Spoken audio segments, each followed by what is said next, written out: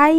তো সেদিন ছিল আমাদের এক আত্মীয় মানে সম্পর্কে আমার এক ভাইয়ের উপনয়নের অনুষ্ঠান, এবং 3-4 দিন ধরে না এত বৃষ্টি হচ্ছে, থামার কোনো নাম গন্ধ নেই। এবং মানে ভাবতেও পারিনি যে যেতে পারবো। তো আমি ধরেই নিয়েছিলাম যেতে তো পারবো না। তারপরও মা এসে বললো যে তুই ধীরে ধীরে রেডি হো, বলা তো যায় না, 10 মিনিটের জন্য যদি বৃষ্টি থামে তাও কিন্তু আমরা চলে যাব, কারণ আত্মীয় বলে কথা, যেতে তো হবেই।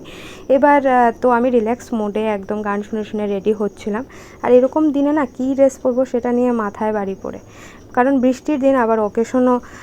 তো সেটা ভেবে ভেবে 15 থেকে 20 মিনিট আমি এমনিতেই নষ্ট করেছি। তারপর আমি ড্রেস সিলেক্ট করে একদম মিনিমাল মেকআপ করেছি, যাতে আমার ডার্ক সার্কেলগুলো শুধু ঢাকা যায়। আর আমি পুরো চুলে আমার একদম তেল দেওয়া, তো আমি সেই জন্য কোনো হেয়ারস্টাইলও করতে পারিনি।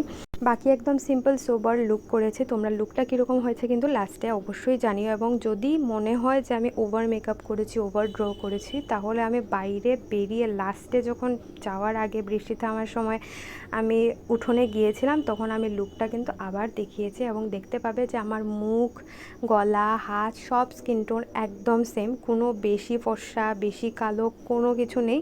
তো বাদ বাকি চলো এবার যাওয়া যাক, এবার খাওয়া যাক। মাঝখানে আমি অনেক ক্লিপ নিইনি, আমার না খুব লজ্জা করে এভাবে পাবলিক প্লেসে ভিডিও করতে। That's it for today. দেখা হচ্ছে পরের ভিডিওতে। রাধে রাধে।